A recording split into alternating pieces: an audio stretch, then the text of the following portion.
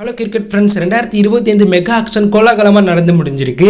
இன்றைக்கி நம்ம வீடியோக்குள்ளே ஆக்ஷனுக்கு பிறகு 10 அணியுடைய ஸ்குவாட் எப்படி இருக்குது, 10 அணியும் ஆக்ஷனில் வாங்கின வீரர்கள் யார் யார், 10 அணியுடைய பலம் என்ன பலவீனம் என்ன, 2025 மெகா ஆக்ஷனில் யார் தரமான அணியை பிக் பண்ணியிருக்கா அப்படிங்கிற ஃபுல் டீட்டெயில் தான் இந்த வீடியோவில் பார்க்க போகிறோம். ஸோ வீடியோக்குள்ளே போகிறதுக்கு முன்னாடி உங்களுக்கு ஐபிஎல் பிடிக்குன்னா இந்த வீடியோக்கு லைக் கொடுத்துட்டு உங்களுடைய ஃபேவரட் ஐபிஎல் அணி உங்களுடைய ஃபேவரட் ஐபிஎல் பிளேயரை கமெண்ட் லீவ் பண்ணுங்கள். வாங்க வீடியோக்குள்ளே போகலாம். 2025 மெகா ஆக்ஷன் ஜெட்டால கோலாகலமாக நடந்து முடிஞ்சிருக்கு. இந்த ஆக்ஷனில் 10 அணியும் அந்த அணிகளுக்கு தேவையான தரமான வீரர்களை எடுத்திருக்காங்க. இந்த ஆக்ஷனில் ஆர்ஆர் அணி ஆக்ஷனுக்கு முன்பே 6 வீரர்களையும் ரீட்டைன் பண்ணிட்டாங்க. சஞ்சு சாம்சன் எஸ்எஸ் ஜெய்ஸ்வாலுக்கு 18 கோடி கொடுத்தும், ரியான் பராக் துரு ஜோயலுக்கு 14 கோடி கொடுத்தும் ரீட்டர்ன் பண்ணாங்க. ஹெட்மேயருக்கு 11 கோடியும், சந்தீப் சர்மாவை அன்கேப்டு பிளேயர் லிஸ்ட்டில் எடுத்து வெறும் 41 கோடி ரூபாயை வைத்து ஆக்ஷனில் களமிறங்கினாங்க. ஸோ ஆர்ஆர் அணி ஆக்ஷனில் வெறும் 41 கோடியை வைத்து களமிறங்கினாலும் அந்த அணி ஒரு தரமான ஸ்குவாடை பில்ட் பண்ணியிருக்காங்க. ஆர்ஆர் அணி இந்த ஆக்ஷனில் ஜோப்ரா ஆர்ச்சர் ட்ரெண்ட் போல்டை டார்கெட் பண்ணி ஜோப்ரா ஆர்ச்சரை தட்டி தூக்கிட்டாங்க. மும்பை அணி ஜோப்ரா ஆர்ச்சரை 12 கோடியே 30 லட்சம் வரையும் விடாமல் ஆர்ஆர் கூட ஃபைட் பண்ணி வாங்க ட்ரை பண்ணாங்க. ஆனால் ஆர்ஆர் அணி ஜோப்ரா ஆர்ச்சரை 12 கோடியே 50 லட்ச ரூபாய் கொடுத்து தட்டி தூக்கியிருக்காங்க. ஆர்ஆர் அணிக்காக ஜோப்ரா ஆர்ச்சர் சூப்பராக விளையாண்டுருக்கார். ஆனால் அவர் ஃபுல் ஃபிட்டாக இருந்து 2025 ஐபிஎல் போட்டியில் விளையாடுவாரா அப்படிங்கிறதே கேள்விக்குறியாக இருக்குது. அடுத்தது ஆர்ஆர் அணி சிஎஸ்கே வீரர் தேஷ்பாண்டேவை 6 கோடியே 50 லட்ச ரூபாய் கொடுத்து தட்டி தூக்கியிருக்காங்க. சிஎஸ்கே இவரை 6 கோடி 20 லட்சம் வரையும் வாங்க ட்ரை பண்ணாங்க. அடுத்து தீபக் சகால் இருந்ததுனால இவரை டீலில் விட்டாங்க. ஆனால் தீபக் சகாலுக்கு முன்பு இவர் வந்திருந்தா சிஎஸ்கே இவரை வாங்கியிருக்க வாய்ப்பு இருக்கு. ஸோ அதனால ஆர்ஆர் இவரை தட்டி தூக்கிட்டாங்க. அடுத்ததா தீக்ஷனாவை 4 கோடியே 40 லட்ச ரூபாய் கொடுத்து ஆர்ஆர் வாங்கியிருக்காங்க. அடுத்ததா நிதிஷ் ராணாவை வெறும் 4 கோடி 20 லட்ச ரூபாய் கொடுத்து வாங்கியிருக்காங்க. So Nitish Rana middle order batsman, spin bowler கூட இது ஒரு ஒர்த்து பிக்குன்னே சொல்லணும். அடுத்ததா ஃபருக்கியை ஆர்ஆர் அணி வெறும் 2 கோடி கொடுத்து வாங்கியிருக்காங்க. அடுத்ததா மக்காப்பாவை ஆர்ஆர் அணி 1 கோடியே 50 லட்ச ரூபாய் கொடுத்து வாங்கியிருக்காங்க. அடுத்ததா மும்பை வீரர் ஆகாஷ் மடவலை 1 கோடியே 20 லட்ச ரூபாய் கொடுத்து ஆர்ஆர் அணி வாங்கியிருக்காங்க. ஸோ ஆர்ஆர் அணி வாங்கின பவுலிங் பிக் எல்லாமே ஒர்த்து பிக், அதுவும் கரெக்டான ரேட்டில் பிடிச்சி போட்டிருக்காங்க. அடுத்ததா ஆர்ஆர் அணி வைபவ் என்ற இளம் ஆல்ரவுண்டரை 1 கோடியே 10 லட்ச ரூபாய் கொடுத்து வாங்கியிருக்காங்க. அடுத்ததா சுபம் துபேவை 80 லட்சம் கொடுத்து வாங்கியிருக்காங்க. யுஸ்வந்த் சிங்கை 35 லட்சம் கொடுத்து ஆர்ஆர் வாங்கியிருக்காங்க. குணால் சிங்கை 30 லட்சம் கொடுத்து ஆர்ஆர் வாங்கியிருக்காங்க. அசோக் சர்மாவை 30 லட்சம் கொடுத்து ஆர்ஆர் வாங்கியிருக்காங்க. குமார் கார்த்திகேயாவை 30 லட்சம் கொடுத்து ஆர்ஆர் வாங்கியிருக்காங்க. ஸோ ஆர்ஆர் அணி அவங்களுக்கு இருந்த காசை வச்சு ஒரு தரமான ஸ்குவாடை பில்ட் பண்ணியிருக்காங்க. அதனுடைய பந்துவீச்சு அட்டாக் ஸ்ட்ராங்காக இருக்குது, பேட்டிங் அட்டாக்குமே சூப்பராக இருக்குது. ஆனால் ஆர்ஆர் அணியில் ஃபினிஷிங் ஸ்பின் பவுலிங் அட்டாக் கொஞ்சம் வீக்காக இருக்குது. இது ஆர்ஆர் அணியுடைய பலவீனமாக பார்க்கப்படுது. அடுத்த அணியை குஜராத் டைட்டல் அணி தரமான ஸ்குவாடை பில்ட் பண்ணியிருக்காங்க. குஜராத் அணி ஏலத்துக்கு முன்பு ரஷித் கானை 18 கோடி ரூபாய் கொடுத்தும், சுவம்கில்ல 16 கோடியே 50 லட்ச ரூபாய் கொடுத்து ரிட்டர்ன் பண்ணாங்க. தமிழ்நாட்டை சேர்ந்த சாய் சுதர்சனை 8 கோடியே 5 லட்சம் ரூபாய் கொடுத்தும், தமிழ்நாட்டை சேர்ந்த ஷாருக்கான அன்கேப்டு விதியை யூஸ் பண்ணி 4 கோடிக்கும், ராகுல் ருவாத்தியாவை அன்கேப்டு விதியை யூஸ் பண்ணி 4 கோடிக்கு ரிட்டர்ன் பண்ணாங்க. ஒரு ஆர்டிஎம் கார்டு 51 கோடி ரூபாய் ஸ்பெண்ட் பண்ணி 69 கோடி ரூபாய் கையில் வச்சு ஆக்ஷனில் களமிறங்கினாங்க. ஸோ குஜராத் அணி சைலண்டாக உள்ள வந்து ரபாடாவை 10 கோடி 75 லட்ச ரூபாய் கொடுத்து வாங்கினாங்க. இது ஒரு ஒர்த்து பிக். 2வது வீரராக சிராஜை தட்டி தூக்கினாங்க. குஜராத் அணி சிராஜை அவருடைய அடிப்படை விலையிலிருந்து 12 கோடியே 25 லட்ச ரூபாய் கொடுத்து வாங்கினாங்க. ஆர்சிபி அவரை ஆர்டிஎம் கார்டு மூலம் வாங்கலன்னு சொன்னதுனால குஜராத் அணி 12 கோடி 25 லட்ச ரூபாய் கொடுத்து வாங்கிட்டாங்க. அடுத்ததான் ஜாஸ் பட்லரை குஜராத் அணி 15 கோடியே 75 லட்ச ரூபாய் கொடுத்து வாங்கினாங்க. இதுவும் ஒரு ஒர்த்து பிக் தான். ஸோ 3 தரமான வீரரை வாங்கிட்டு மற்ற எல்லாரையுமே ரொம்ப கம்மியாகவே வாங்கிட்டாங்க குஜராத் அணி. குறிப்பாக சொன்னால் அதுக்கப்புறம் வாஷிங்டன் சுந்தரை 3 கோடியே 20 லட்ச ரூபாய் கொடுத்து வாங்கினாங்க. இது ஒரு ஸ்டீல் பை, ஒர்த்து பை. அடுத்ததாக மகிபுல் ராம்ப்ரோவை 1 கோடியே 70 லட்ச ரூபாய் கொடுத்து வாங்கியிருக்காங்க. நிஷாந்த் சிந்துவை 30 லட்ச ரூபாய் கொடுத்தும், குமரன் குஷனை 65 லட்ச ரூபாய் கொடுத்து வாங்கினாங்க. அனுகுல் ராயை 35 லட்ச ரூபாய் கொடுத்து குஜராத் வாங்கியிருந்தாங்க. மகிபல் லாம்ப்ரோவை 1 கோடியே 70 லட்ச ரூபாய் கொடுத்து வாங்கினாங்க. அர்ஷத் கானை 1 கோடியே 30 லட்ச ரூபாய் கொடுத்து குஜராத் வாங்கினாங்க. சாய் கிஷோரை ஆர்டிஎம் கார்டு மூலம் 2 கோடி ரூபாய்க்கு தட்டி தூக்கினாங்க. இதுவும் ஒரு ஒர்த்து பை, ஸ்டீல் பை. அடுத்ததான் ஜெயந்த் யாதவை 75 லட்ச ரூபாய் கொடுத்து வாங்கினாங்க. குமீர் ஜெயண்ட்டை 75 லட்ச ரூபாய் கொடுத்து வாங்கினாங்க. செரால் கோச்சியை 2 கோடியே 40 லட்ச ரூபாய் கொடுத்து வாங்கினாங்க. ரொமாரியர் செஃபட்டை 2 கோடியே 80 லட்ச ரூபாய் கொடுத்து வாங்கினாங்க. பிலிப் ஷாட்டை 2 கோடி ரூபாய்க்கு தட்டி தூக்குனாங்க. குர்னர் பேரை 1 கோடியே 30 லட்ச ரூபாய் கொடுத்து வாங்கினாங்க. இசான் சர்மாவை 75 லட்ச ரூபாய் கொடுத்தும், கவண்டை 30 லட்ச ரூபாய் கொடுத்தும், மயண்டை 30 லட்ச ரூபாய் கொடுத்து குஜராத் வாங்கியிருக்காங்க. ஸோ குஜராத் அணியும் ஒரு தரமான ஸ்குவாடை பில்ட் பண்ணியிருக்காங்க. ஸோ குஜராத் அணியுடைய பலம்னு பார்த்தோன்னா அதனுடைய தரமான பேட்டிங் ஆர்டர், பந்துவீச்சு ஆர்டர், ஸ்பின் பவுலிங் அட்டாக்கம் சூப்பராக இருந்தாலும் ரஷீத் கான், சுபம் கில், ஜாஸ் பட்லர் போன்ற வீரருக்கு தரமான பேக்கப் இல்லாதது அந்த அணியுடைய பின்னடைவாக பார்க்கப்படுது. மற்றபடி குஜராத் அணியும் ஒரு தரமான ஸ்குவாடை தான் பில்ட் பண்ணியிருக்காங்க. அடுத்ததாக கிங்ஸ் 11 பஞ்சாப் அணி 110 கோடி ரூபாயை கையிருப்பில் வைத்து ஆக்ஷனில் களமிறங்கி ஒரு வேற லெவல் ஸ்குவாடை எடுத்திருக்காங்க. ஸோ ஆக்ஷனுக்கு முன்பு பஞ்சாப் அணி 2 அன்கேப்டு வீரர்களை 9.5 கோடி ரூபாய்க்கு வந்து ரிட்டர்ன் பண்ணியிருந்தாங்க. அந்த அணியை சேர்ந்த ஃபினிஷர் சசாந்த் சிங் ராஜா 5 கோடி 5 லட்ச ரூபாய் கொடுத்தும் பிரபு சிம்ரனை 4 கோடி ரூபாய்க்கு ரிட்டர்ன் பண்ணியிருந்தாங்க. ஸோ பஞ்சாப் அணிக்கு தரமான ஆல்ரவுண்டர், கேப்டன், ஃபினிஷர்னு எல்லாமே தேவைப்பட்டது. அதன்படி பஞ்சாப் அணி முதல் பிக்கா ஹர்தீப் சிங்கை மீண்டும் வாங்கினாங்க. அவர் தான் முதல்ல ஏலத்தில் போனார். ஸோ அவரை வாங்க சிஎஸ்கே 8 கோடி வரையும் ட்ரை பண்ணாங்க. ஆனால் எஸ்ஆர்ஹெச் அணி 15 கோடியிலேருந்து 18 கோடி வரையும் பிட் பண்ணாங்க. ஆனால் ஆர்டிஎம் கார்டு மூலம் பஞ்சாப் அணி அவரை மீண்டும் வாங்கிட்டாங்க. இதற்கு பருத்தி மூட்டை குடல் நோய் இருந்திருக்கலான்னு ரசிகர்கள் மீன் போட்டுட்டு இருக்காங்க. ஏன்னா இவரை ஆர்டிஎம் கார்டு மூலம் வாங்காமல் ரிட்டர்ன் பண்ணியிருந்தா 15 கோடி கூட ரிட்டர்ன் பண்ணியிருக்கலாம். அந்த தப்பை பஞ்சாப் பண்ணிட்டாங்க. அடுத்ததாக கேப்டன் வேணும்னு சையஸ் ஐயருக்கு 26 கோடியே 75 லட்ச ரூபாய் கொடுத்து வாங்கியிருக்காங்க. சையஸ் ஐயரை வாங்க டெல்லி தலைமை 26 கோடி 50 லட்ச ரூபாய் வரையும் ஸ்பெண்ட் பண்ணியிருந்தார். ஆனால் பஞ்சாப் அணி 26 கோடியே 75 லட்ச ரூபாய் கொடுத்து சையஸ் ஐயரை 2வது பிக்காக கேப்டனாக தட்டி தூக்குனாங்க. இது ஒரு ஒர்த்து பை இல்லைனாலும் போன வருடம் இவர் கோப்பையை வெற்றி பெற்று கொடுத்துருக்கிறதுனால பஞ்சாப்புக்கு கேப்டன் தேவைப்படுறதுனால பஞ்சாப்ட பர்சம் ஒன்றும் இருந்ததுனால இந்த பையை வாங்கியிருக்காங்க. அடுத்ததாக பஞ்சாப் அணி ஆக்ஷனில் நிகில் வகேராவை 4 கோடி 20 லட்ச ரூபாய் கொடுத்து வாங்கியிருக்காங்க. இது ஒரு ஒர்த்து பை. அடுத்ததாக பஞ்சாப் அணி ஆக்ஷனில் கர்னோர் பனு என்ற இளம் வீரரை 30 லட்ச ரூபாய்க்கு வாங்கியிருக்காங்க. இவர் ஒரு பேட்ஸ்மேன். அடுத்ததாக பஞ்சாப் அணி விக்கெட் கீப்பர் பேட்ஸ்மனாக விஷ்ணு வினோத்தை 95 லட்ச ரூபாய் கொடுத்து வாங்கியிருக்காங்க. அடுத்ததான் பஞ்சாப் அணி விக்கெட் கீப்பர் பேட்ஸ்மனாக ஜாஸ் இங்கிலீஷை 2 கோடியே 60 லட்ச ரூபாய் கொடுத்து வாங்கியிருக்காங்க. இவர் ஒரு ஆஸ்திரேலியா வீரர். ஆஸ்திரேலியா அணியுடைய கேப்டனும் தற்போது விளையாண்டுட்டு இருக்கார். அடுத்ததாக பஞ்சாப் அணி ஆக்ஷனில் ஹர்ப்ரீத் பிராடை 1 கோடியே 50 லட்ச ரூபாய் கொடுத்து ஆர்டிஎம் கார்டு மூலம் தட்டி தூக்குனாங்க. இவர் ஒரு ஆல்ரவுண்டர். அடுத்ததாக பஞ்சாப் அணி மார்க்கோஸ் ஜாக்சனை 7 கோடி ரூபாய் கொடுத்து வாங்கியிருக்காங்க. இவர் சவுத் ஆப்பிரிக்காவை சேர்ந்த ஃபாஸ்ட் பவுலர் மற்றும் ஆல்ரவுண்டர். அடுத்ததாக பஞ்சாப் அணி அஜ்மதுல்லா உமர் ஜாயை 2 கோடியே 40 லட்ச ரூபாய் கொடுத்து வாங்கியிருக்காங்க. ஆப்கானை சேர்ந்த ஆல்ரவுண்டராக இவர் இருக்கிறதுனால இவ்வளோ கோடிக்கு பஞ்சாப் வாங்கியிருக்காங்க. அடுத்ததாக பஞ்சாப் அணி மோகித் கானை 30 லட்ச ரூபாய் கொடுத்து வாங்கியிருக்காங்க. இவர் சஃப்ராஸ் கானுடைய தம்பி. அடுத்ததாக பஞ்சாப் அணி சுயேசாவை 30 லட்ச ரூபாய் கொடுத்து வாங்கியிருக்காங்க. இவர் இந்தியாவை சேர்ந்த ஆல்ரவுண்டர். அடுத்ததாக பஞ்சாப் அணி பவன் டூவேவை 30 லட்ச ரூபாய் கொடுத்து வாங்கியிருக்காங்க. இவர் இந்தியாவை சேர்ந்த இளம் ஆல்ரவுண்டர். அடுத்ததாக பஞ்சாப் அணி யாஸ் டாகரை 1 கோடியே 60 லட்ச ரூபாய் கொடுத்து வாங்கியிருக்காங்க. இது ஒரு ஒர்த்து பை, ஸ்டீல் பை. அடுத்ததாக ஃபர்கூசனை பஞ்சாப் அணி 2 கோடி ரூபாய் கொடுத்து தட்டி தூக்கியிருக்காங்க. அடுத்ததாக பஞ்சாப் அணி குல்தீப் சென்னை 65 லட்ச ரூபாய் கொடுத்து வாங்கியிருக்காங்க. அடுத்ததாக பஞ்சாப் அணி எக்ஸ்வீரோ பேட்டில் என்ற ஆஸ்திரேலியா ஃபாஸ்ட் பவுலரை 50 லட்ச ரூபாய் கொடுத்து வாங்கியிருக்காங்க. அடுத்ததாக பஞ்சாப் அணி உஸ்வேந்திர சகாலை 18 கோடி கொடுத்து வாங்கியிருக்காங்க. சகால் போன்ற ஒரு ஸ்பின் பவுலர் பஞ்சாப்புக்கு தேவை. இதனால் எஸ்ஆர் கிட்ட ஃபைட் பண்ணி இவரை வாங்கியிருக்காங்க. அடுத்ததாக பஞ்சாப் அணி விஜய்குமார் என்ற முன்னாள் பெங்களூர் வீரரை 1 கோடி 80 லட்ச ரூபாய் கொடுத்து வாங்கியிருக்காங்க. இது ஒரு ஸ்டீல் பை. அடுத்ததாக ஆரோனை பஞ்சாப் அணி 1 கோடி 25 லட்ச ரூபாய் கொடுத்து வாங்கியிருக்காங்க.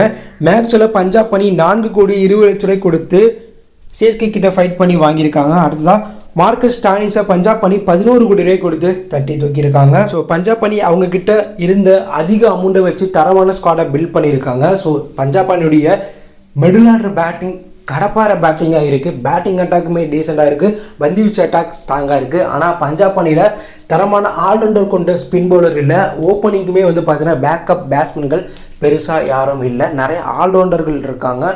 ஆனால் இந்தியன் ஸ்பின் பவுலர் கொண்ட ஆல்ரவுண்டர் பஞ்சாப் அணியில் இல்லாதது அதனுடைய பலவீனமாக பார்க்கப்படுது. அடுத்ததாக லக்னோ அணியும் தரமான ஸ்குவாடை பில்ட் பண்ணியிருக்காங்க. லக்னோ அணி ஆக்ஷனுக்கு முன்பு நிக்கோலஸ் பூரானுக்கு 21 கோடியும், ரவி பிஸ்னாய்க்கு 11 கோடியும், மயங்க் யாதவுக்கு 11 கோடி கொடுத்து ரிட்டர்ன் பண்ணாங்க. அன்கேப்டு விதியை யூஸ் பண்ணி மோகித் கான், ஆயுஷ் பதோனியை 4 கோடி ரூபாய் கொடுத்து ரிட்டர்ன் பண்ணாங்க. ஒரு ஆர்டிஎம் கார்டை கையிருப்பில் வைத்து 69 கோடியை கையில் வச்சுட்டு ஆக்ஷனில் களமிறங்கினாங்க.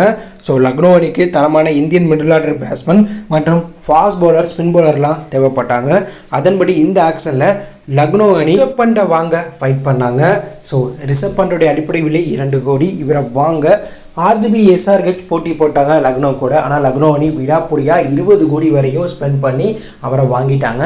ஆனால் திடீர்னு உள்ளே வந்த டெல்லி மாமா இவர் ATM கார்டு மூலம் எடுக்கிறதா சொல்லி ஒரு சீனை கிரியேட் பண்ண லக்னோ தலைவர் 27 கோடி ரூபாய் கொடுத்து இவரை வாங்கிக்கங்கன்னு சொல்ல 27 கோடி ரூபாய் கொடுத்து ரிஷப் பண்ணி எனக்கு வேணான்னு டெல்லி தாத்தா லக்னோ தலையில் கட்டி விட்டுட்டாரு. இதனால 27 கோடி ரூபாய் கொடுத்து ரிஷப் பண்டை லக்னோ வாங்கியிருக்காங்க. ஸோ அடுத்ததா லக்னோ அணி டேவிட் மில்லரை 7 கோடி 50 லட்சம் ரூபாய் கொடுத்து வாங்கியிருக்காங்க. இது ஒரு ஸ்டீல் பை. அடுத்ததா மார்க் அவருடைய அடிப்படை விலையான 2 கோடிக்கே தட்டி தூக்கிட்டாங்க. அடுத்ததா ஹெமிஷ் சிங் என்ற இளம் இந்தியன் வீரரை 30 லட்சம் ரூபாய் கொடுத்து வாங்கியிருக்காங்க. அடுத்ததா லக்னோ அணி ஆக்ஷனில் ரியான் ஜோயல் என்ற விக்கெட் கீப்பர் பேட்ஸ்மேனை 30 லட்சத்துக்கு வாங்கியிருக்காங்க. அடுத்ததா மிச்சில் மார்க்க லக்னோ அணி 3 கோடியே 40 லட்சம் ரூபாய் கொடுத்து வாங்கியிருக்காங்க. அடுத்ததா லக்னோ அணி ஆக்ஷனில் தரமான ஒரு சில ஆல்ரவுண்டரையும் பிக் பண்ணியிருக்காங்க. அதன்படி சபாஸ் அகமதை 2 கோடியே 40 லட்சம் ரூபாய் கொடுத்து வாங்கியிருக்காங்க. இந்த பிரைஸுக்கு இவர் ஒரு ஸ்டீல் பை. அடுத்ததா யுவராஜ் சந்தீரை 30 லட்ச ரூபாய் கொடுத்து வாங்கியிருக்காங்க. அடுத்ததான் சிஎஸ்கே வீரர் ராஜ்வர்தன் கங்கேக்கர் என்ற ஆல்ரவுண்டரை 30 லட்ச ரூபாய் கொடுத்து வாங்கியிருக்காங்க. இதுவும் ஒரு ஸ்டீல் பை. அடுத்ததான் குல்கர்னியை 35 லட்ச ரூபாய் கொடுத்து அடிப்படை விலையிலேயே தட்டி தூக்கிட்டாங்க. அடுத்ததான் லக்னோ அணி தரமான ஃபாஸ்ட் பவுலரையும் வாங்கியிருக்காங்க. அதன்படி ஆவேஸ் கானை 9 கோடியே 75 லட்ச ரூபாய் கொடுத்து வாங்கியிருக்காங்க. அடுத்ததான் அக்தீப்பை 3 கோடியே 50 லட்ச ரூபாய் கொடுத்து வாங்கியிருக்காங்க. ஆகாஷ் சிங்கை 30 லட்ச ரூபாய்க்கும் சம்ரீட் ஜோசப்பை 75 லட்ச ரூபாய் கொடுத்து ATM மூலம் வாங்கியிருக்காங்க. அடுத்ததா லக்னோ அணி தரமான ஸ்பின் பவுலர்களையும் வாங்கியிருக்காங்க. அதன்படி பிரின்ஸ் யாதவை 35 லட்ச ரூபாய் கொடுத்து வாங்கியிருக்காங்க. தமிழ்நாட்டை சேர்ந்த சித்தார்த்தை 75 லட்ச ரூபாய் கொடுத்து வாங்கியிருக்காங்க. இந்தியாவை சேர்ந்த ஆல்ரவுண்டர் டிங்ஸ் சிங்கை 30 லட்ச ரூபாய் கொடுத்து வாங்கியிருக்காங்க. ஸோ லக்னோ அணியும் அவங்களுக்கு தேவையான தரமான ஒரு ஸ்குவாடை பில்ட் பண்ணியிருக்காங்க. ஆனால் லக்னோ அணியில் மிடில் ஆர்டரில் இருக்கக்கூடிய வீரர்கள் எல்லாருமே லெஃப்ட் ஹேண்ட் பேட்ஸ்மேன், ஒரு ரைட் ஹேண்ட் பேட்ஸ்மேன் கூட இல்லை. அதே போல் ஓப்பனிங்க்கு மிடில் ஆர்டருக்கு பேக்கப் சரியாக லக்னோ அணியில் இல்லை. லக்னோ அணியில் Indian spin bowler, Indian allrounder கொண்ட ஸ்பின் பவுலரும் இல்லை. இதெல்லாம் லக்னோ அணியுடைய பலவீனமாக இந்த ஸ்குவாடில் பார்க்கப்படுது. அடுத்ததாக டெல்லி அணி தலைவன் தரமான ஸ்குவாடை எடுத்து சம்பவம் பண்ணியிருக்காரு. டெல்லி அணி ஆக்ஷனுக்கு முன்பு அக்சர் பட்டேலை 16 கோடியே 50 லட்ச ரூபாய் கொடுத்தும் குல்தீப் யாதவை 13 கோடியே 25 லட்ச ரூபாய் கொடுத்து ரீட்டர்ன் பண்ணாங்க. சவுத் ஆப்பிரிக்கா வீரர் ஸ்டெப்புக்கு 10 கோடியும் இந்தியன் வீரர் அபிஷேக் கோயலுக்கு 4 கோடி ரூபாய் கொடுத்து அன்கேப் விதியை யூஸ் பண்ணி ரிட்டர்ன் பண்ணியிருந்தாங்க. ஸோ 2 ATM கார்டை வைத்து 73 கோடி ரூபாயை கையிருப்பில் வச்சு டெல்லி அணி ஆக்ஷனில் களமிறங்கினாங்க. டெல்லி அணி இவ்வளோ கம்மியான காசை வச்சுட்டு தரமான வீரர்களை வாங்க டெல்லியுடைய ஓனர் தாத்தா தான் முக்கிய காரணம். அவர் செய்யருக்கு ரேட்டை ஏற்றி விட்டது மட்டும் இல்லாமல் ரிஷப் பண்டுக்குமே ரேட்டை ஏற்றி விட்டார். ஆனால் அவர் எல்லாருக்கும் ரேட்டை ஏற்றி விட்டுட்டு டெல்லி தலைவன் கம்மியான ரேட்டுக்கு தரமான பிளேயரை தட்டி தூக்கினார். அதன்படி டெல்லி அணி மிச்சில் ஸ்டார்க்கை வெறும் 11 கோடியே 75 லட்ச ரூபாய் கொடுத்து யாருக்கும் தெரியாமல் தட்டி தூக்கிட்டாரு. ஆர்ஜிபி இந்த ரேட்டுக்கு இவரை வாங்கியிருக்கலாம். ஆனால் டெல்லி தலைவன் இவரை யாருக்கும் தெரியாமல் தட்டி தூக்கிட்டாரு. அடுத்ததான் கேஎல் ராகுல் வெறும் 14 கோடிக்கு இவர் வாங்கிட்டாரு. கேஎல் ராகுல் மார்க்கி ஆக்ஷனில் வராமல் 3வது செட்டில் வந்ததுனால அவரை பெரிய அணிகள் கண்டுக்கல. சிஎஸ்கே தான் கடைசியில் வந்து கேட்டுட்டு இருந்தாங்க. இதனால 14 கோடிக்கு கேஎல் ராகுலை தட்டி தூக்கிட்டாரு. அடுத்ததான் டெல்லி அணி ஹரி ப்ரூக்கை 6 கோடியே 25 லட்ச ரூபாய் கொடுத்து வாங்கியிருக்காங்க. அடுத்ததான் டெல்லி அணி ஜாக் ஃபேஸரை 9 கோடி ரூபாய்க்கு டெல்லி தலைவன் தட்டி தூக்கினாரு. கருண் நாயரை 50 லட்ச ரூபாய்க்கு டெல்லி வாங்கியிருந்தாங்க. அதுதான் டொன்வன் ஃபெராரியை வெறும் 75 லட்ச ரூபாய்க்கு விக்கெட் கீப்பர் பேட்ஸ்மேனாக டெல்லி வாங்கிட்டாங்க. அடுத்ததான் சிம்ரஜித் சிங்கை வெறும் 95 லட்ச ரூபாய்க்கு டெல்லி வாங்கிட்டாங்க. இதுவும் ஒரு ஸ்டீல் பை. அடுத்ததான் அசுதோஷ் சர்மாவை டெல்லி அணி வெறும் 3 கோடியே 80 லட்ச ரூபாய்க்கு தட்டி தூக்குனாங்க. தர்ஷன் நாகர்கோடியை 30 லட்சத்துக்கு டெல்லி வாங்கினாங்க. விப்ரம் சிங்கை 30 லட்சத்துக்கும் ஆரியன் மடவலை 30 லட்சத்துக்கு டெல்லி வாங்கினாங்க. அடுத்ததான் டெல்லி அணி தரமான ஃபாஸ்ட் பவுலர்களையும் இந்த ஏலத்தில் வாங்கியிருக்காங்க. அதன்படி விஜய் என்ற இளம் வீரரை 30 லட்சத்துக்கு வாங்கினாங்க. மயங்க் திவாரியை 40 லட்சத்துக்கு டெல்லி வாங்கினாங்க. தமிழ்நாட்டை சேர்ந்த டி நடராஜனை 10 கோடியே 75 லட்ச ரூபாய் கொடுத்து டெல்லி ஆர்ஜிபி கிட்டேருந்து ஃபைட் பண்ணி தட்டி தூக்கிட்டாங்க. இது ஒரு ஒர்த் பை, ஸ்டீல் பை. அடுத்ததான் முகேஷ் குமாரை 8 கோடிக்கு ATM கார்டு மூலம் தட்டி தூக்கினாங்க. அடுத்ததான் டெல்லி அணி சமீராவை 75 லட்சத்துக்கு வாங்கியிருந்தாங்க. ஸோ இதுதான் டெல்லி வாங்கின பிளேயர்களுடைய லிஸ்ட்.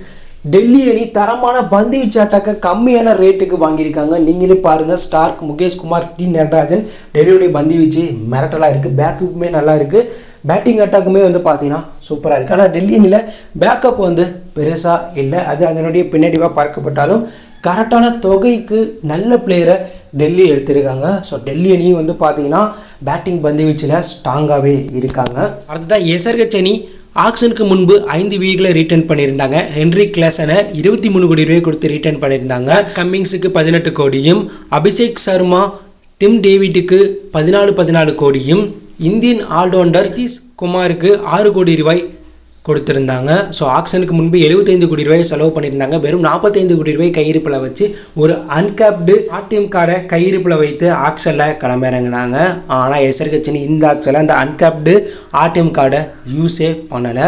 ஸோ அந்தளவுக்கு அதை யூஸ் பண்ணாமலே தரமான ஸ்குவாடை எடுத்திருக்காங்க. ஸோ எஸ்ஆர்ஹெச் அணியுடைய தொடக்க பேட்டிங்னு பார்த்தோன்னா ஏற்கனவே டிம் டேவிட் இருக்காரு. இந்த ஆக்ஷனில் அதர்வா தாய்ரேடவை 30 லட்ச ரூபாய் கொடுத்து வாங்கியிருக்காங்க. மிடில் ஆர்டர் பேட்ஸ்மனாக அபினவ் மனகரை 3 கோடி 20 லட்ச ரூபாய் கொடுத்து எஸ்ஆர்ஹெச் வாங்கியிருக்காங்க. அடுத்ததாக அன்கிட் விமராவை 30 லட்ச ரூபாய் கொடுத்து எஸ்ஆர்ஹெச் வாங்கியிருக்காங்க. அடுத்ததாக இசான் கிஷனை 11 கோடியே 25 லட்ச ரூபாய் கொடுத்து எஸ்ஆர்ஹெச் வாங்கியிருக்காங்க. இதன் மூலம் எஸ்ஆர்ஹெச்னுடைய பேட்டிங் அட்டாக் மீண்டும் கடப்பார அட்டாக்காக மாறி இருக்கு. அடுத்ததாக எஸ்ஆர்ஹெச் அணி இந்த ஆக்சில் ஒரு சில ஆல்ரவுண்டரையும் வாங்கினாங்க. அதன்படி ரியன் சேஸ் என்ற வெளிநாட்டு ஃபாஸ்ட் பவுலர் மற்றும் ஆல்ரவுண்டரை 1 கோடி ரூபாய் கொடுத்தும், கமிடிஸ் மெண்டிஸை 75 லட்ச ரூபாய் கொடுத்து வாங்கியிருந்தாங்க எஸ்ஆர்ஹெச் அணி. ஃபாஸ்ட் பவுலிங்கில் எஸ்ஆர்ஹெச் அணிக்கு தேவையான முகமது சமியை 10 கோடி ரூபாய் கொடுத்து தட்டி தூக்குனாங்க. சிஎஸ்கே வீரர் சிம்ரஜித் சிங்கை 1 கோடியே 50 லட்ச ரூபாய் கொடுத்து வாங்கியிருக்காங்க எஸ்ஆர்ஹெச் அணி. அடுத்ததாக உனட்கட்டை 1 கோடி ரூபாய் கொடுத்து எஸ்ஆர்ஹெச் வாங்கியிருக்காங்க. ஈசன் மலிங்காவை 1 கோடியே 20 லட்ச ரூபாய் கொடுத்து எஸ்ஆர்ஹெச் வாங்கியிருக்காங்க. ஸ்பின் பவுலர் தேவனு ராகுல் சகாலை 3 கோடியே 20 லட்ச ரூபாய் கொடுத்து வாங்கியிருக்காங்க. அதே போல் ஆடன் ஜாம்பாவை 2 கோடியே 40 லட்ச ரூபாய் கொடுத்து வாங்கியிருக்காங்க. இது ரெண்டுமே ஒருத்து போய். அடுத்ததாக ஜேசன் அன்சிரானி என்ற இளம் ஸ்பின் பவுலரை 40 லட்ச ரூபாய் கொடுத்து எஸ்ஆர்ஹெச் ஆக்ஷனில் வாங்கியிருக்காங்க. ஸோ எஸ்ஆர்ஹெச் அணி ஆக்ஷனுக்கு முன்பு வெறும் 45 கோடியை வச்சுருந்தாங்க. ஆனால் ஆக்ஷனுக்கு பிறகு கிஷன், சம்மி, ராகுல் சகால்னு நட்சத்திர வீரர்களை தட்டி தூக்கி எல்லாருக்கும் பல்பு கொடுத்துருக்காங்க எஸ்ஆர்ஹெச் அணி. ஆக்ஷனில் எஸ்ஆர்ஹெச் அணி தரமான வீரர்களை வாங்கியிருந்தாலும் எஸ்ஆர்ஹெச் அணிக்கு பேக்கப் சரியாக இல்லை. குறிப்பாக சொன்ன அந்த அணியை சேர்ந்த முதல் 7 வீரர்களுக்கு பேக்கப் சரியாக இல்லை. அதே போல் பவுலர்களுக்குமே வந்து பேக்கப் பெருசாக இல்லை. இது எஸ்ஆர்ஹெச் அணியுடைய பலவீனமாக பார்க்கப்படுது. இருந்தாலும் எஸ்ஆர்ஹெச் அணி ஒரு தரமான ஸ்குவாடை பிக் பண்ணியிருக்காங்க. கேகேஆர் அணி ஏலத்துக்கு முன்பு தரமான வீரர்களை ரிட்டர்ன் பண்ணி வெறும் 51 கோடி ரூபாய் வைத்து ஆக்ஷனில் கிளம்புறாங்க. கேகேஆர் அணி ஏலத்துக்கு முன்பு ரிங்கு சிங்கை 13 கோடி ரூபாய்க்கும், வருண் சக்கரவர்த்தியை 12 கோடி ரூபாய்க்கும், சுனில் நரேன், ஆண்ட்ரூ ரசூலை 12 கோடிக்கு ரிட்டர்ன் பண்ணியிருந்தாங்க. அன்கேப்டு விதியை யூஸ் பண்ணி நிதிஷ் ராணா, ராம்தீப் சிங்கை 4 கோடிக்கு ரிட்டர்ன் பண்ணியிருந்தாங்க. ஸோ 51 கோடி ரூபாயை கையிருப்பில் வச்சு ஆக்ஷனில் தரமான கேப்டன், தரமான ஸ்குவாடை பில்ட் பண்ணணும்னு கிளம்புறாங்க. கேகேஆர் அணி ஆக்ஷனில் முதல் வீரராக வெங்கடேஷ் ஐயரை 23 கோடியே 75 லட்ச ரூபாய் கொடுத்து வாங்கியிருந்தாங்க. வெங்கடேஷ் ஐயர் கடந்த 7 வருடமாக கேகேஆர் அணிக்காக சிறப்பாக செயல்பட்டார். ஸோ அவரை விடக்கூடாதுன்னு வாங்கியிருக்காங்க. இதனால் வெங்கடேஷ் ஐயரை கேகேஆர் அணி கேப்டனாக தேர்வு பண்ணக்கூட வாய்ப்பு இருக்கிறதா சொல்கிறாங்க. அடுத்ததாக கேகேஆர் அணிக்கு தேவையான ஒரு சில பேட்ஸ்மேன்கள், ஆல்ரவுண்டர், ஃபாஸ்ட் பவுலரையும் கேகேஆர் அணி தட்டி தூக்கியிருக்காங்க ஆக்ஷனில். அதன்படி கேகேஆர் அணிக்காக போன சீசனில் சிறப்பாக விளாண்ட ரகுவன்சியை 3 கோடி ரூபாய் கொடுத்து மீண்டும் கேகேஆர் அணி வாங்கியிருந்தாங்க. ராமன் பவல் வெஸ்ட் இண்டீஸ் அதிரடி பேட்ஸ்மேனை 1 கோடியே 50 லட்ச ரூபாய் கொடுத்து ஏலத்தில் வாங்கியிருந்தாங்க. மணிஷ் பாண்டவை கேகேஆர் அணி 75 கோடி ரூபாய் கொடுத்து மீண்டும் வாங்கியிருந்தாங்க. அஜிகே ரஹானாவை கேகேஆர் அணி 1 கோடியே 50 லட்ச ரூபாய் கொடுத்து கேகேஆர் வாங்கியிருந்தாங்க. அடுத்ததாக விக்கெட் கீப்பர் பேட்ஸ்மேன் குவிண்டன் டிகாக்க 3 கோடியே 60 லட்ச ரூபாய் கொடுத்து கேகேஆர் வாங்கியிருந்தாங்க. மீண்டும் ரஹ்மதுல்லா குர்பாஜியை 2 கோடிக்கே கேகேஆர் ஏலத்தில் தட்டி தூக்கிட்டாங்க. அடுத்ததாக ருவிந்தாவை 30 லட்சத்துக்கு விக்கெட் கீப்பர் பேட்ஸ்மேனாக கேகேஆர் வாங்கியிருந்தாங்க. அடுத்ததாக கேகேஆர் அணி தரமான ஆல்ரவுண்டரையும் ஏலத்தில் வாங்கியிருந்தாங்க. அதன்படி அனுகுல் ராயை 40 லட்சத்துக்கு கேகேஆர் வாங்கியிருந்தாங்க. மொயின் அலியை 20 லட்சத்துக்கே கேகேஆர் வாங்கியிருந்தாங்க. அடுத்ததாக தரமான ஃபாஸ்ட் பவுலரையும் கேகேஆர் வாங்கியிருக்காங்க. அதன்படி ஆண்ட்ரிஸ் நோக்கியாவை 6 கோடியே 50 லட்ச ரூபாய் கொடுத்து கேகேஆர் அணி வாங்கியிருக்காங்க. வைபவ் அரராவை 1 கோடியே 80 லட்ச ரூபாய் கொடுத்து கேகேஆர் வாங்கினாங்க. ஜாங்சனை 2 கோடியே 80 லட்ச ரூபாய் கொடுத்து கேகேஆர் வாங்கியிருந்தாங்க. உம்ரான் மாலிக்கை வெறும் 75 லட்ச ரூபாய் கொடுத்து கேகேஆர் வாங்கியிருந்தாங்க. மயக் மார்கண்டவை வருண் சக்கரவர்த்திக்கு பேக்கப்பாக 30 லட்ச ரூபாய் கொடுத்து கேகேஆர் ஏலத்தில் வாங்கியிருந்தாங்க. ஸோ இந்த வீரர்களை தான் கேகேஆர் ஏலத்தில் வாங்கியிருந்தாங்க. கேகேஆர் அணி வெங்கடேஷ் ஐயருக்காக அதிக தொகை ஸ்பெண்ட் பண்ணதுனால அந்த அணி எதிர்பார்த்த ஒரு ஸ்குவாடை அந்த அணி உருவாக்க முடியல. இருந்தாலும் கிடைச்ச காசை வச்சு ஒரு தரமான ஸ்குவாடை பில்ட் பண்ணியிருக்காங்க. கேகேஆருடைய பலம்னு பார்த்தோன்னா அதனுடைய பேட்டிங் அட்டாக், ஆனால் பலவீனம்னு பார்த்தோன்னா அதனுடைய பந்துவீச்சு அட்டாக். போன சீசனில் மிச்சில் ஸ்டார்க்கெலாம் இருந்தார், ஆனால் இந்த சீசனில் அது போல் ஒரு பவுலர் அந்த அணிக்கு இல்லை. ஸோ பேக்கப்புமே வந்து பார்த்தோன்னா கேகேஆர் அணிக்கு பெருசாக இல்லை. இது கேகேஆர் அணியுடைய பலவீனமாக பார்க்கப்படுது. அதுதான் ஆர்சிபி அணி ஏலத்துக்கு முன்பு 3 வீரர்களை ரிட்டர்ன் பண்ணாங்க. விராட் கோலிக்கு 21 கோடி கொடுத்தும், ராஜ் படிதருக்கு 11 கோடி ரூபாய் கொடுத்தும் ரிட்டர்ன் பண்ணாங்க. யாஸ் தயாலுக்கு 5 கோடி ரூபாய் கொடுத்து ரிட்டர்ன் பண்ணியிருந்தாங்க ஆர்சிபி அணி. ஸோ ஏலத்துக்கு முன்பு 37 கோடி ரூபாய் செலவு பண்ண ஆர்சிபி அணி 83 கோடி ரூபாயை வைத்து ஏலத்தில் களமிறங்கினாங்க. ஆர்சிபி ஏலத்தில் இவ்வளோ கோடியை வைத்து களமிறங்கும் போது ஆர்சிபி ரசிகர்கள் கேஎல் ராகுலை வாங்குங்க, மிச்சில் ஸ்டார்க்கை வாங்குங்க, ரபாடாவை வாங்குங்கன்னு பல விஷயங்களை ஆர்சிபி மேனேஜ்மெண்ட்டுக்கு சொல்லிட்டு இருந்தாங்க. ஆனால் அவங்களெல்லாம் ஆர்சிபி வாங்கலை. ஸோ ஆர்சிபி அணி ஏலத்தில் லியான் லிவிங்ஸ்டனை 8 கோடி 75 லட்ச ரூபாய் கொடுத்து வாங்கினாங்க. இந்த பிளேஸுக்கு இவர் ஒரு ஒர்த்து பை தான். அடுத்ததான் ஜிதேஷ் சர்மாவை 11 கோடி ரூபாய் கொடுத்து விக்கெட் கீப்பர் பேட்ஸ்மேனாக வாங்கியிருந்தாங்க. இவரும் ஒரு ஒர்த்து பை தான். அடுத்ததான் பிலிப் ஷாட்டை 11 கோடி 50 லட்ச ரூபாய் கொடுத்து ஆர்சிபி தட்டி தூக்குனாங்க. இது ஒரு சூப்பர் பை தான். அடுத்ததான் டிம் டேவிட்டை 3 கோடி ரூபாய் கொடுத்து மேக்ஸ்வெல் வில்ஜாக்கு பதிலாக வாங்கியிருக்காங்க. இது ஒரு மோசமான பை தான். ஏன்னா வில்ஜாக்கை டீலில் விட்டுட்டு டிம் டேவிட்டை வாங்கியிருக்கிறது தவறான விஷயமா பார்க்கப்படுது. அடுத்ததாக ஆர்சிபி அணி ஒரு சில பேக்கப் பேட்ஸ்மேன்களையும் வாங்கியிருந்தாங்க. அதன்படி டேவிட் உட் பரிகளை 2 கோடிக்கும், சிக்கந்தரை 30 லட்சத்துக்கும் வாங்கியிருந்தாங்க. அடுத்ததாக குணால் பாண்டியாவை 5 கோடி 75 லட்ச ரூபாய் கொடுத்து ஆர்சிபி வாங்கினாங்க. சொப்னீப் சிங்கை 50 லட்ச ரூபாய் கொடுத்து ஆர்டிஎம் கார்டு மூலம் வாங்கியிருந்தாங்க. மித்த 2 ஆர்டிஎம் கார்டையும் யூஸ் பண்ணாமல் தூக்கி போட்டுட்டாங்க ஆர்சிபி அணி. அடுத்ததாக ஆக்ஷனில் ரொமாரியர் செஃபெட்டை 1 கோடி 50 லட்ச ரூபாய் கொடுத்து ஆர்சிபி வாங்கினாங்க.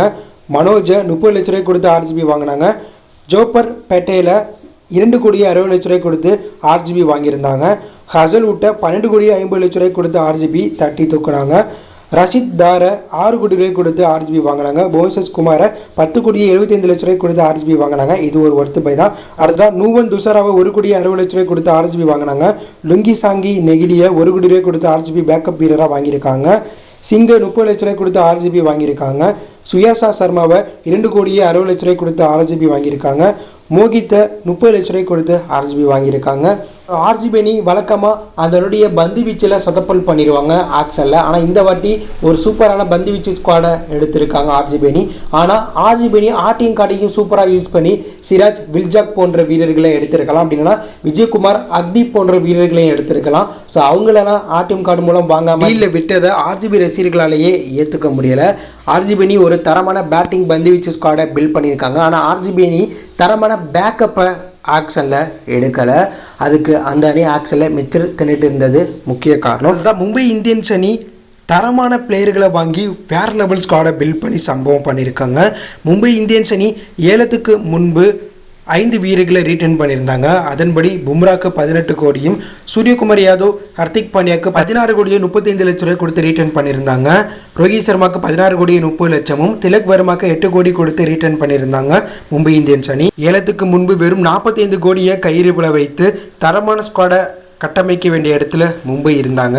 இந்த நிலையில் மும்பை இந்தியன்ஸ் அணி ஆக்ஷனில் முதல் வீரராக ட்ரெண்ட் போல்டை தட்டி தூக்குறாங்க. அதற்கு முன்பு ஏலத்தில் போன ஜோப்ரா ஆர்ச்சரை வாங்க 12 கோடி வரையும் ஸ்பெண்ட் பண்ணியிருப்பாங்க.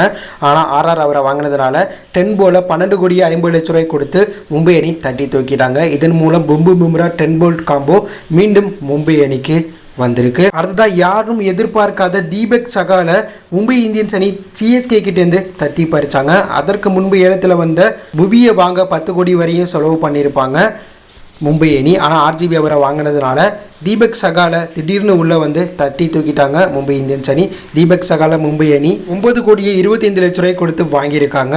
ஸோ ஐபிஎல் வரலாற்றிலேயே பவர் பிளேயில் அதிக விக்கெட் எடுத்த தீபக் சகால் ட்ரெண்ட் போல்ட் மும்பை அணியில் நம்பர் 1 T20 பவுலர் மும்பை அணியில். இதனால் மும்பையுடைய பந்துவீச்சு அட்டாக் வேறு லெவல் அட்டாக்காக மாறி இருக்கு.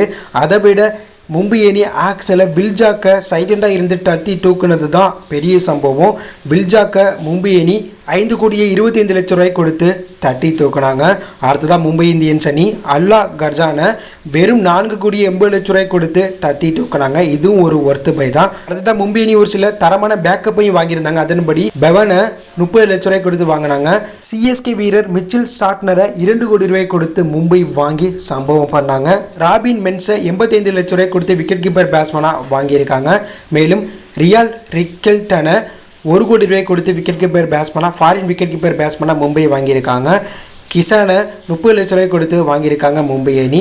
நம்மந்தி இப்போ மும்பை அணி 5,25,00,000 கொடுத்து ஆர்டிஎம் கார்டு மூலம் தட்டி தூக்குறாங்க. ராஜ் பாபாவை 30 லட்ச ரூபாய் கொடுத்தும் விக்னேஷ் என்ற ஆல்ரவுண்டரை 30 லட்ச ரூபாய் கொடுத்து மும்பை வாங்கியிருந்தாங்க.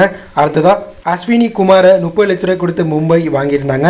ரீசன்ட் டிராஃப்ட்லேயே 75 லட்ச ரூபாய் கொடுத்து மும்பை வாங்கினாங்க. இது ஒரு ஸ்டீல் பை. அடுத்ததா ராஜுவை 30 லட்ச ரூபாய் கொடுத்து மும்பை வாங்கினாங்க. அர்ஜுன் டெண்டுல்கரை முதல்ல டீலில் விட்டாலும் இரண்டாவது வாட்டி 30 லட்ச ரூபாய் கொடுத்து வாங்கினாங்க. அடுத்ததா கரண் சர்மாவை 30 லட்ச ரூபாய் கொடுத்தும் வில்லியம்சனை 75 லட்ச ரூபாய் கொடுத்து மும்பை வாங்கியிருக்காங்க. இதன் மூலம் மும்பையினுடைய பேட்டிங் பந்து வீச்சு அட்டாக் கடப்பார அட்டாக்காக இருக்குது. மும்பையை வீழ்த்தணும்னா மும்பையினுடைய பேட்டிங்கையும் வீழ்த்தணும், பந்து வீச்சையும் வீழ்த்தணும். ஸோ அப்படி நடந்தால் தான் மும்பையை வீழ்த்த முடியும். ஸோ மும்பை அணி பேப்பரில் பார்க்க ஸ்ட்ராங்காக இருக்குது. இதே போல் களத்தில் ஸ்ட்ராங்காக இருந்தால் 6வது முறையாக மும்பை அணி கோப்பையை ஈஸியாக வெற்றி பெறக்கூட வாய்ப்பு இருக்குது. அந்தளவுக்கு ஒரு தரமான அணியை பில்ட் பண்ணியிருக்காங்க. இருந்தாலும் மும்பை அணி ஸ்குவாடில் பேக்கப் வீரர்கள் பெருசாக இல்லாதது அந்த அணியுடைய பின்னடைவாக பார்க்கப்படுது. யாருக்காச்சும் ஒரு ஆளுக்கு இன்ஜுரி ஆனால், அதாவது பேட்டிங்கில் யாருக்காச்சும் ஒரு ஆளுக்கு இன்ஜுரி ஆனால் அவங்களுக்கு பேக்கப்பாக யாருமே இல்லை. ஆனால் பவுலருக்கு பேக்கப் நிறையா பேர் இருக்காங்க. கடைசியாக சிஎஸ்கேனுடைய ஸ்குவாட் எப்படி இருக்குது, அதனுடைய பலம் என்ன பலவீனம் என்ன அப்படிங்கிறத பார்க்க போகிறோம். சிஎஸ்கே ஏலத்துக்கு முன்பு ருத்ராஜ் கேட்வால் ஜடேஜாவை 18 கோடி ரூபாய் கொடுத்து ரிட்டர்ன் பண்ணியிருந்தாங்க. 14க்கு 13 கோடியும் தூபேக்கு 12 கோடியும் கொடுத்து ரிட்டர்ன் பண்ணியிருந்தாங்க. எம்எஸ் டோனியை அன்கேப்டி விதியை யூஸ் பண்ணி 4 கோடி கொடுத்து ரிட்டர்ன் பண்ணியிருந்தாங்க. ஸோ இதன் மூலம் 65 கோடி ரூபாயை செலவு பண்ணி 55 கோடி ரூபாயை கையிருப்பில் வைத்து ஆக்ஷனில் ஒரு ஆர்டிஎம் கார்டை வைத்து களமிறங்கினாங்க சிஎஸ்கே அணி. இந்த ஏலத்தில் சிஎஸ்கே அணி முதல் வீரராக பேட்ஸ்மேன் டெவான் கான்வேவை 6 கோடியே 25 லட்ச ரூபாய் கொடுத்து ஆர்டிஎம் கார்டு யூஸ் பண்ணாமல் தட்டி தூக்குறாங்க. இந்த ரேட்டுக்கு இவர் ஸ்டீல் பை. 2023 சிஎஸ்கே கோப்பையை வெற்றி பெற இவரும் ருத்ராஜும் அடிச்ச ரன் முக்கிய காரணமாக அமைஞ்சதுனால இவரை மீண்டும் சிஎஸ்கே வாங்கியிருக்காங்க. அடுத்ததான் ராகுல் ட்ரவாத்தியாவை 3 கோடியே 40 லட்ச ரூபாய் கொடுத்து சிஎஸ்கே வாங்கினாங்க. இது ஒரு ஸ்டீல் பை. மிடில் ஆர்டரில் ராகுல் ட்ரவாத்தியா சூப்பராக விளையாடுவார். கடந்த 2 வருஷமாக ஃபார்ம் அவுட்டில் இருந்தாலும் சிஎஸ்கேக்கு வந்தால் இவர் ஃபார்முக்கு வர வாய்ப்பு இருக்குது. அடுத்ததாக பேக்கப் வீரராக ஷேக் ரஷீத்தை 30 லட்ச ரூபாய் கொடுத்து சிஎஸ்கே வாங்கியிருந்தாங்க. அடுத்ததாக தமிழ்நாட்டை சேர்ந்த சித்தார்த் என்ற அதிரடி ஓப்பனிங் வீரரை 30 லட்ச ரூபாய் கொடுத்து பேக்கப் வீரராக சிஎஸ்கே வாங்கியிருக்காங்க. அடுத்ததாக சிஎஸ்கே அணி வினோத் பிடி என்ற இளம் வீரரை 55 லட்ச ரூபாய் கொடுத்து வாங்கியிருக்காங்க.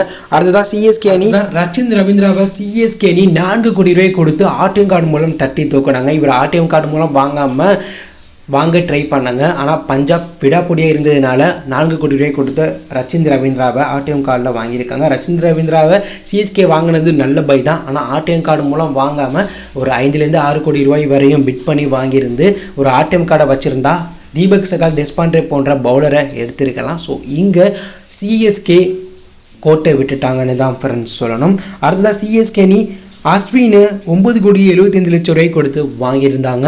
ஸோ அஸ்வினுக்கு 38 வயதானாலும் சேப்பாக் பிச்சில் இப்போது வரையும் அதிக விக்கெட் ஐபிஎல் எடுத்த வீரராக அவர் இருக்கிறதுனால அவர் சிஎஸ்கேக்கு தேவைப்படுறதுனால இவரை அதிக தொகை கொடுத்து வாங்கியிருக்காங்க. அடுத்தது தமிழ்நாட்டை சேர்ந்த விஜய் சங்கரை 1 கோடியே 20 லட்ச ரூபாய் கொடுத்து வாங்கியிருக்காங்க. இது ஒரு ஸ்டீல் பை. அதை விட சாம் கரனை 2 கோடியே 40 லட்ச ரூபாய் கொடுத்து சிஎஸ்கே வாங்கியிருக்காங்க.